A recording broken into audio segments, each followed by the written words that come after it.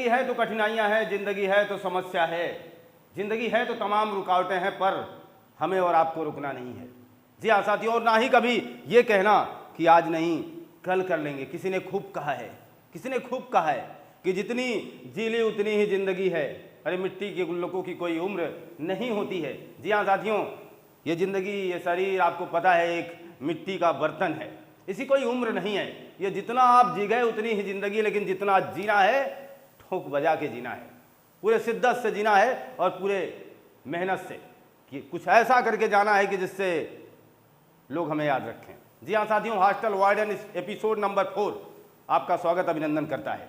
आशा विश्वास कि आप खुशहाल स्वस्थ मस्त होंगे और यही अभिलाषा है कि आप ऐसा हों और साथ ही साथ अपनी तैयारी को एक बेहतर आयाम तक आप पहुंचा पाएं। इसके लिए लगातार आप प्रतिबद्ध होकर के अपने कार्यदायित्व का निर्वहन करें साथियों। फिलहाल एपिसोड नंबर 4 जहां हम आज आप देखेंगे विसर्ग संधि। फिलहाल ये लॉन्च किया जा रहा है आपके यूट्यूब चैनल पर। फिलहाल हम आपको बार बार ये अवगत कराना चाहते हैं कि साथियों ये एक छोटा सा नमूना है मात्र।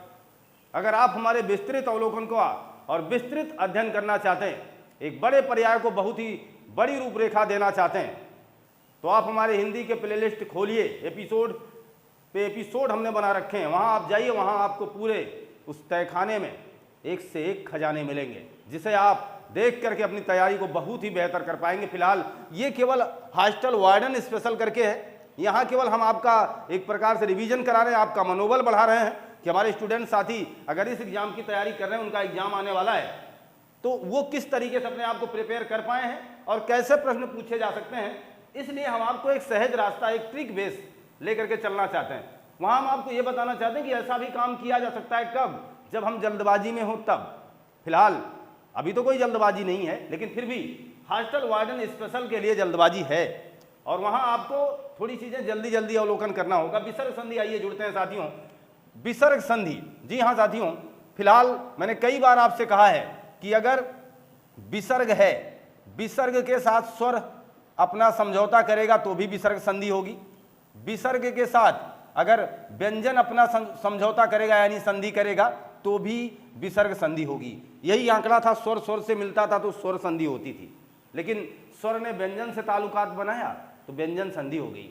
व्यंजन ने स्वर से ताल्लुकात बनाया तो भी व्यंजन संधि हो गई। व्यंजन ने व्यंजन से ताल्लुकात बनाया तो भी व्यंजन संधि हो गई, जिसके बारे में एक महत्वपूर्ण ट्रिक हम आपको दे ही चुके हैं इसके पहले वाले एपिसोड में। ये संधि संबंधी लास्ट एपिसोड होने वाला है। इसके बाद आपके लिए कुछ अलग मैं करने का पूरा प्रयास करूंगा और हर तरीके से संधि, समास, ये जो क्लियरिटी है, ये जो महत्वपूर्ण बेस है, सब कुछ दूंगा मैं।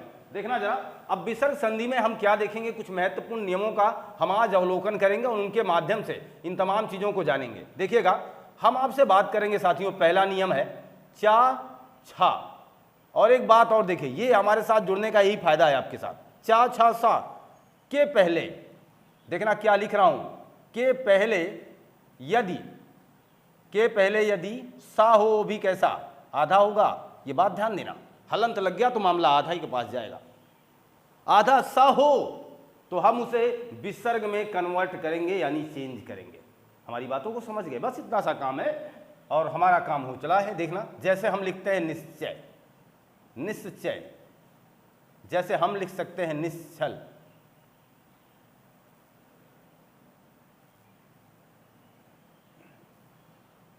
चा छ के पहले सा आना चाहिए साथियों, निश्चल। ये देखिए, जैसे हम लिख दें, कुछ इसी तरीके से चलता रहे मामला अगर, तो हम लिख सकते हैं दुशासन, दुशासन। देखिए, काफ़ी कुछ है ऐसा, आप बहुत बना सकते हैं, बहुत से उदाहरण आप ला सकते हैं। निःशुल्क आप लिख सकते हैं, निःशुल्क। देखिएगा, निःशुल्क भी कुछ इस तरीके का होता है। फिलहाल ये शुद्ध वर्तनी के दृष्टिकोण से अशुद्ध माना जाएगा, लेकिन इसका शुद्ध रूप अभी आपके स्क्रीन पर आ जाएगा। निश्चय में देखिएगा, चा के पहले ये सा है, इसके पहले ये है, इसके पहले ये है और इसके पहले ये है। और हमने आपसे बार बार कहा है, इन तीनों के पहले अगर ये मिलेगा वो आधा होगा, रूप उसका कैसा होगा, आधा होगा। तो हम उसे विसर्ग संधि का दर्जा देंगे। साथ ही साथ हम जब उसका संधि विच्छेद करेंगे, बहुत ही आसान सा फार्मूला है, हम इसी का विसर्ग बना देंगे साथियों। बस इसका तात्पर्य हो गया कि हम नी लिखेंगे, विसर्ग बनाएंगे और प्लस का निशान लगा के चय लिख देंगे। हमारे स्टूडेंट साथी अब इस बात को भली भांति समझ चुके हैं, नी लगाइए और इसके बाद छल लिख दीजिए। ये ध्यान रखा जाए कि विसर्ग हमेशा पहले खंड के साथ ही लगेगा। यहाँ भी आप ध्यान दें तो दू लिखेंगे, आप विसर्ग लगाएंगे और इसके बाद क्या लिख देंगे, शासन लिख देंगे, जिसे हमने वर्तनी के दृष्टिकोण से अभी गलत कहा था। आप देखिए अब आप ऐसा लिखते हैं तो ये सही माना जाता है, निःशुल्क, और आप ये मान के चलें यही इसका संधि विच्छेद भी होगा। कितना आसान सा फार्मूला, एक फार्मूला मैंने सेट कर दिया। दूसरा नियम देखिएगा, यही बात करते रहे, चा छा के पहले ये सा था, और अगर ता था है, ता था सामान्यतः ता ही होता है, ता था के पहले, ता और था के पहले यदि ये वाला सा आएगा, देखना ये वाला सा आएगा तो उसका भी क्या हो जाएगा, ठीक ऊपर की तरह विसर्ग बन जाएगा। जैसे हम बात करें विस्तार, विस्तार, जैसे हम बात कर लेते हैं निस्तार, जैसे हम बात करते हैं भारत में सबसे ज़्यादा, या कह सकते हैं दुनिया में सबसे ज़्यादा बोले जाने वाला शब्द हमारे इंडिया की दृष्टिकोण से, यानी हिंदी लैंग्वेज की दृष्टिकोण से, जो हिंदी बोलने वाले हैं या हिंदी से मोहब्बत करने वाले हैं, वो सबसे ज़्यादा कौन सा शब्द बोलते हैं, तो नमस्ते। और नमस्ते में भी कुछ इसी तरीके से होगा, नमस्ते। देखिए तो ता के पहले क्या आ गया साथियों, सा आ गया, और इस दृष्टिकोण से हम इसे विसर्ग बनाते हुए चले जाएंगे। देखिए बहुत आसान होती है विसर्ग संधि, बी प्लस तार, नी प्लस तार और नमः प्लस ते। देखिए नमः प्लस ते, कितना आसान रहा ना ये साथियों। तो याद रखना है बस हमें। तीसरा नियम देखिएगा, टा और ठा अगर ये आते हैं, इसके पहले कौन सा सा आएगा, ये वाला सा है, मूर्धन्य वाला, ये भी आधा होगा तो ये इसका भी क्या होगा, विसर्ग। एज वेल एज ऐसे ही आप देख सकते हैं, जैसे लिखा जाए दुष्ट, जैसे लिखा जाए कष्ट, इन सब का अगर आप संधि विच्छेद करेंगे तो क्रमशः यही आएगा, दू प्लस टा और का प्लस टा। लीजिए कितना प्यारा सा नियम है, हमें याद रखने की जरूरत है। और हम एक आपको ट्रिक देते हैं, इस पर एक ट्रिक देते हैं। लीजिए ट्रिक क्या है कि अगर कहीं भी ये वाला सा आधा मिले, ये सा आधा मिले, या ये सा आधा आपको मिले, तो मान के चलना 95% हिस्से आप कवर कर चुके हैं और आप विसर्ग संधि से रूबरू हो चुके हैं। ज़्यादातर मामलों में यही होने वाला है, और इनका लोप कर दिया जाएगा, इनके स्थान पर दो बिंदु स्थापित कर दी जाएगी, जिसे हम विसर्ग कहते हैं, जिसे हम आहा के साथ समीकरण में लेते हैं। क्लियर है ना साथियों? तो इसे हम विसर्ग के रूप में स्थापित कर देंगे। यही हमारे विसर्ग संधि का महत्वपूर्ण फार्मूला है। कितना आसान रहा, ये आपका काम हो चुका है इतना। देखिएगा नियम नंबर आगे चल जाते हैं हम लोग। देखिएगा का और पा, खा और फा, ये देखिए इनसे दो नियम हम आपके सामने स्क्रीन पर साझा करेंगे। इनके पहले, इसके भी पहले अगर ये खष्टी सा आएगा, फिलहाल ये हमारे ट्रिक ने कवर कर दिया। मैंने कहा आधा कहीं मिलेगा, तो ज़्यादातर हिस्सों में आप इसे क्या मानिएगा, विसर्ग संधि मानिएगा। लेकिन चलो फिर तो अलग करके दे रहे हैं। जैसे हम लिखेंगे निष्फल, निष्फल, जैसे हम लिखेंगे चतुष्पाद, चतुष्पाद, चतुष्पाद, जैसे हम लिखते हैं निष्कलंक, निष्कलंक। आप देख पाएंगे ज़्यादातर हिस्सों में का के पहले है, पा के पहले है, फा के पहले, यही तो नियम हमने लिखा है ना। यदि इन दायित्व को ये सा पूरा करता है तो पक्की बात है इसे विसर्ग बनाने में हमें कोई हेजिटेशन नहीं होगी, हम इसे विसर्ग बना ही देंगे। आसान सा फार्मूला रहा। फिर हमारे लिए नी प्लस फल लिखेंगे और चतुष प्लस पाद लिखेंगे। देखिए स्टूडेंट साथियों, आप जो तैयारी कर रहे हैं या जो तैयारी करके आए हैं, आपको ये महसूस हो रहा होगा कि वाकई में हम ये आसान तरीका या तो पहली बार ले रहे हैं, या तो ये महसूस हो रहा होगा कि हाँ हो ये तो मुझे आ ही रहा है, ये तो मैं कर सकता हूँ। अगर ऐसा भी हो रहा है तो मान के चलना बहुत बेहतर हो रहा है। इसका तात्पर्य है कि आप सीखे हुए हैं और अपने कॉन्फिडेंस लेवल को हाई कर रहे हैं, हाई कर रहे हैं। मैंने आपसे कहा भी था जितना हो सके फ्राई करें, और फिर से हार जाए तो दोबारा ट्राई करें। लेकिन हाँ कुछ भी हो जाए हार मत मानना, अपना कॉन्फिडेंस लेवल थोड़ा हाई करें। जी हाँ साथियों, तो कॉन्फिडेंस लेवल आपका बढ़ेगा ये सोच करके कि हम यहाँ इस यूट्यूब चैनल के माध्यम से मेरे द्वारा प्रोवाइड कराई जा रही समस्त चीज़ों का अवलोकन कर चुके हैं और सबका अच्छे तरीके से हम जवाब दे सकते हैं, तो बिल्कुल कितनी अच्छी तैयारी आपकी हो सकती है। देखिएगा अगर हम बात करें इसी का फा और खा फा से एक नियम और बनता है। अगर हम एक समूचे शब्द की बात करें, ध्यान देना, जैसे कहने का तात्पर्य हुआ कि दो शब्द जबरदस्ती, जबरदस्ती का मतलब ऐसा लगे कि दोनों अलग अलग हैं। जैसे मेरे कहने का मतलब विद्यालय देखो जब जोड़ा गया था, हमने उसको जब तोड़ा तब हमें पता चला कि विद्या अलग है, अलग अलग है, थोड़ी सी हमें कठिनाइयों का सामना करना पड़ा। तो वो इस कदर मिल गए थे, वो इस कदर मिल गए थे कि जैसे रूह में उतर गए थे, वो इस कदर मिल गए थे कि जैसे रूह में उतर गए थे। तो कुछ शब्द ऐसे मिलते हैं जैसे उनके अंदर बड़ा बहुत ही मिलनसार रहे हों, जैसे विद्या और आलय मिले, जैसे विद्या और अर्थी मिले। ये लोग अलग अलग तरीके से अपने समीकरण को, जैसे गिरी और ईश मिले तो गिरीश बना, नर और ईश मिले तो नरेश बना। यानी इनका जो मिलन था, हमने जब इनको तोड़ा है तब हमने इनको जाना कि अच्छा आप मिल बैठे थे। लेकिन कुछ ऐसे शब्द होते हैं हूबहू आपको तुरंत लग जाएंगे, वो ये तो ऐसे ही मिले बैठे हैं। देखना जैसे राम के साथ फल लगा दो, आप बताओ राम फल, ऐसा नहीं लग रहा है कि राम और फल अलग अलग हैं, मिल रहा है ना। जैसे लिखा जाता है राज कलश, देखो ऐसा लग रहा है ना कि राज और कलश अलग अलग हैं। ये चीज राज कलश, जैसे आप देखिए लिखा जाता है प्रातः काल, तो प्रातः अलग चीज है, काल अलग चीज है। देखो कितना बेहतरीन एग्जाम्पल हमने आपके सामने रखा है। ये सारे एग्जाम्पल जो हैं आपको ऐसे लग रहे होंगे कि जैसे अभी कहीं भी लिख दिया जाए, देखना है ऐसे ही लिखें राम लक्ष्मण। भाई मेरे आपने जोड़ा जरूर है, लेकिन ये मुझको बिल्कुल अलग अलग प्रतीत हो रहे हैं। राम सीता ऐसे लिखेंगे आप, राम सीता। तो कोई बात नहीं, आपने इन्हें जबरदस्ती सहयोग दिया है, वो बात की बात है, भावनाओं पे मत बहिएगा। लेकिन ये शब्द आपको इस तरीके से लग रहे होंगे कि दोनों अलग अलग है, बिल्कुल बस केवल प्यार बस इन्हें समीप लाया गया है। ऐसी दशा में यानी हम कह सकते हैं क प ख फ यदि किसी शब्द के बीच में रहेंगे तथा उन शब्दों का अलग अलग दृष्टिकोण होगा, दोनों शब्द अपना अलग अलग मतलब वहीं से बनाएंगे, तो ऐसी दशा में कुछ नहीं करना है। यह भी विसर्ग संधि के उदाहरण कहलाएंगे। इनके बीच में केवल विसर्ग आ जाएगा। देखना साथियों, इनके बीच में देखो यहाँ तो लगा ही लगा है, इनके बीच में केवल क्या आ जाएगा, विसर्ग आ जाएगा। और ये विसर्ग संधि के महत्वपूर्ण उदाहरण का नमूना पेश कर चुके होंगे। कैसा लगा अभी तक का मामला? सफर ठीक ठाक चल रहा है, और जितने उदाहरण मैं बता रहा हूँ उससे ज़्यादा आपकी बुक भी नहीं बताएगी। यह भी दायित्व मैं आपके साथ शेयर कर रहा हूँ, समस्या नहीं है। विश्वास के साथ जुड़े हैं तो आपको फायदा मिलेगा। देखिएगा जहाँ तक की बातें क्लियर है, नियम नंबर 4 के बाद ये 5वां था ही मान के चलें, लेकिन हम 5 नंबर से ही शुरुआत करेंगे। यहाँ तक का मामला क्लियर रहा है साथियों। देखना ये हमारा ट्रिक खुद का है, सा न म प र, प और र पर अगर ओ की मात्रा मिले, ओ की मात्रा मिल जाएगी तो इसका क्या हो जाएगा, विसर्ग हो जाएगा सा न म प र।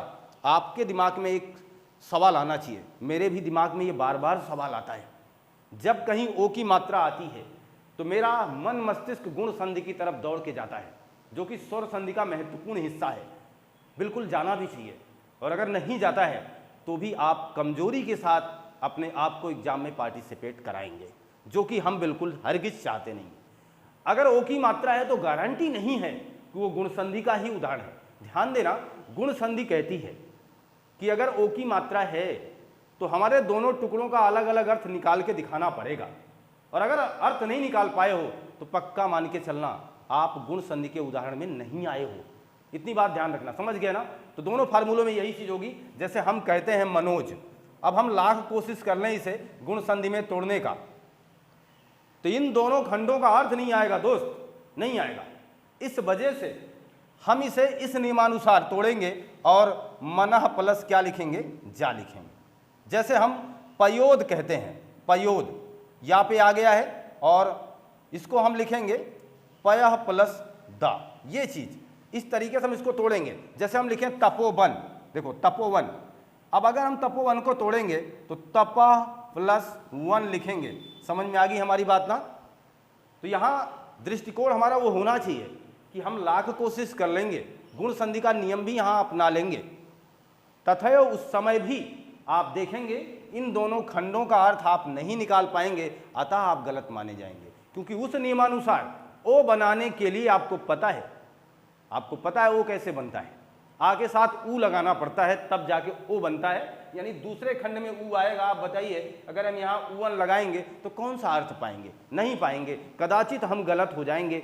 अतएव इस समस्या का निस्तारण हम कर चुके हैं। अब ये बात हम मान चुके हैं कि ओ की मात्रा लगी होगी तो गारंटी नहीं है गुण संधि होगी, लेकिन अब हमारा मस्तिष्क ये जान चुका है। अब हमारा मस्तिष्क इस प्रक्रिया का निर्वहन करने के लिए तैयार है। वो सोचेगा कि लगाएं क्या, और गुण संधि अगर होगा तो दोनों खंडों का अर्थ निकलेगा बाबा, और ऐसा नहीं होगा तो नहीं होगा, काम खत्म है। साना मापारा हो गया, जैसे सरोज हो गया, सरोज अभी तोड़ोगे आप, देखिए सरोज, सरोज तोड़ेंगे तो क्या होगा, सरह प्लस जा, यही तो होगा ना दोस्त।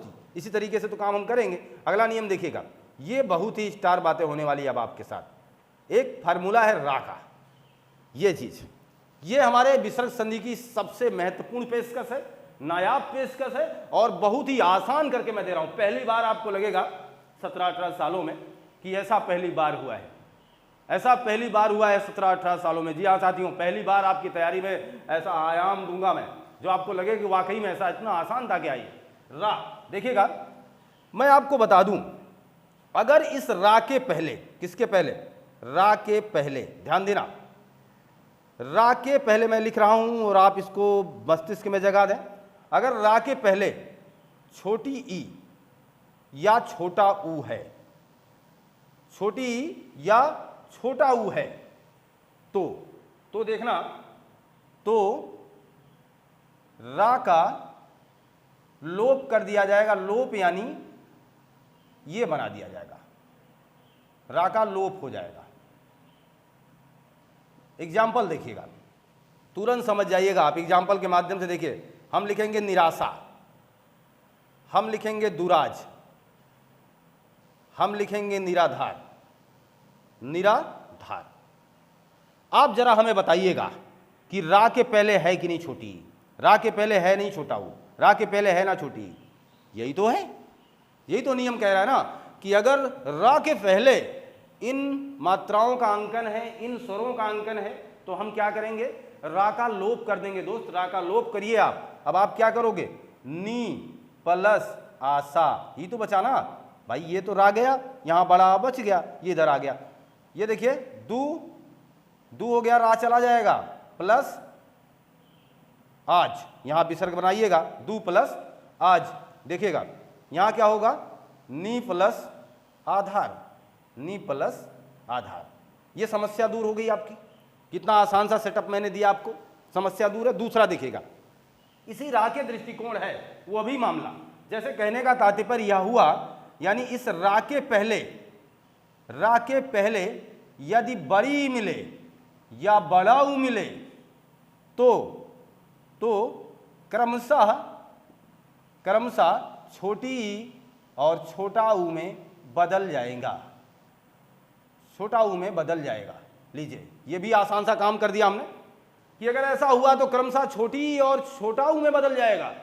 अगर बड़ा ऊ है तो, और ऐसा रहेगा तो लोप, और बड़ा ई और बड़ी बड़ा ऊ के पहले, इनके पहले बड़ी ये बड़ा ऊ तो छोटा में बदल जाएगा। जैसे देखना, ये तो और तरीका बेहतर है। जैसे हम कहें नीरज, जैसे हम कहें निरोग, जैसे हम कहें निरंध्र, जैसे हम कहें दुराग। देखो कितना प्यारा सा सेटअप बनाया हमने, और सब रा के पहले बड़ी या बड़ा ऊ की मात्रा फिलहाल हमारे सामने अंकित हो चुकी है। नियम कहता है अगर ऐसा होगा तो अब कोई लोप वोप नहीं होगा, अब केवल ये छोटे में बदल जाएंगे। जैसे ये हो जाएगा नी प्लस रज, ये हो जाएगा नी प्लस रोग, ये हो जाएगा नी प्लस रंध्र, और ये हो जाएगा दू प्लस राग। देखो सबका छोटा कर दिया हमने, बस काम आसान हो गया। सबको छोटा करना है, यहां लोप करना है। दोनों नियम आप समझ गए ना। एक लास्ट है रा संबंधी नियम, इसी रा से ताल्लुकात रखता है, वो होता है रेफ, जिसे आप कहते हो रेफ, यानी ये वाला रा जो किसी शब्द के ऊपर लगता है। बहुत बार एग्जाम में आया है, और कभी भी आ जाए तो सपचाना मत, उसको विसर्ग बना देना बस। जैसे कहीं लिखा है निर्धन, निर्धन, कहीं लिखा है निर्झर, कहीं लिखा है निर्मम, और बहुत पढ़े आप और बहुत दिए आप लोगों को आशीर्वाद। अगर इन्हें आप तोड़ोगे तो नी प्लस क्या बनेगा दोस्त, धन। इसे तोड़ेंगे तो क्या बनेगा, नी प्लस झर, और इसे तोड़ेंगे तो क्या बनेगा, नी प्लस मम, और इसे तोड़ेंगे तो क्या बनेगा, आसी प्लस वाट। आसान सा फार्मूला मैंने सेट करके दे दिया है। इन तमाम नियमों के माध्यम से आप इस पूरे विसर्ग संधि का अवलोकन कर चुके हैं। कम समय में बहुत कुछ चीज़ें ले चुके हैं। अपना रिवाइज बेहतर करिए, बेहतर ढंग से इन चीज़ों का अवलोकन करिए और इससे बाहर का एग्जाम में नहीं आएगा, और आएगा तो कमेंट बॉक्स में जो कुछ भी कहना होगा कह सकते हैं। आप इसका स्क्रीनशॉट लीजिए। तो ये मान के चलें कि हमने अपने कार्यदायित्व का निर्वहन बेहतर ढंग से करने का प्रयास किया और किया भी है, और अगर ऐसा कर पाए तो आपका शेयर बनता है साथियों, लाइक बनता है। मिलते हैं आपसे नए कंटेंट में। पढ़ते रहिए, खुशहाल रहिए, मस्त रहिए। आपका दिन शुभ हो। आपको बहुत बहुत धन्यवाद।